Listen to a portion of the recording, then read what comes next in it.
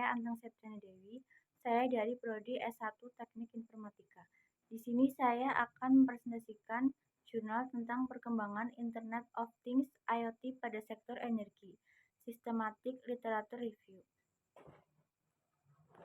Pembahasan yang pertama, informasi umum, latar belakang masalah, perumusan masalah, tujuan penelitian, manfaat penelitian, batasan masalah, metode penelitian, subjek dan objek penelitian, hasil penelitian atau kesimpulan, kelebihan penelitian, kekurangan penelitian, diskusi atau rekomendasi. Informasi umum. Judul: Perkembangan Internet of Things IoT pada sektor energi. Systematic Literature Review. Nama penulis: Anggi Giri Prawiyogi dan Aang Solohuddin Anwar. Nama jurnal Mentari. Volume nomor 1 nomor 2 halaman 187 sampai 197 tahun 2023.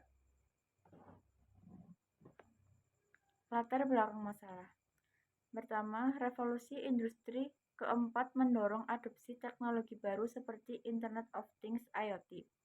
2. Dalam sektor energi, IoT berpotensi meningkatkan efisiensi energi, konsumsi energi terbarukan, dan mengurangi dampak lingkungan.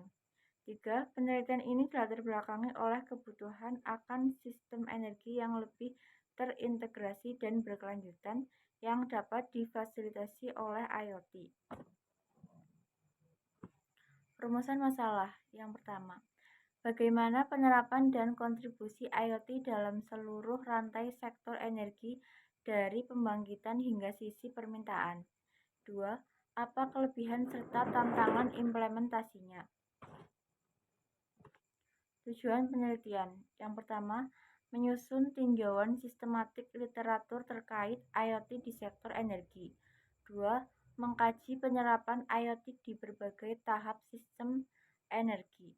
3. Menyediakan wawasan bagi pengambil kebijakan dan profesional energi tentang manfaat dan risiko integrasi IoT. Manfaat penelitian. Pertama, memberikan pemahaman menyeluruh tentang integrasi IoT di sektor energi. 2. Menjadi referensi untuk peneliti, akademisi, praktisi energi, dan pembuat kebijakan. 3. Menawarkan solusi awal atas tantangan implementasi IoT seperti penggunaan blockchain dan IoT hijau. Batasan masalah. Yang pertama, implementasi IoT di sektor energi secara umum. 2. Tidak membahas implementasi teknis mendalam dari satu teknologi IoT tertentu. 3. Tidak membahas data primer atau studi kasus lokal secara langsung. Metode penelitian. Pertama, studi literatur dari berbagai sumber terpercaya terkait IoT di sektor energi. 2. Analisis topik dari hulu ke hilir, pembangkitan, transmisi, distribusi, hingga sisi permintaan. 3. Perbandingan literatur yang berfokus hanya pada satu aspek dengan studi ini yang bersifat menyeluruh. Subjek dan objek penelitian. Yang pertama, subjek, literatur dan publikasi ilmiah yang membahas IoT dan sektor energi.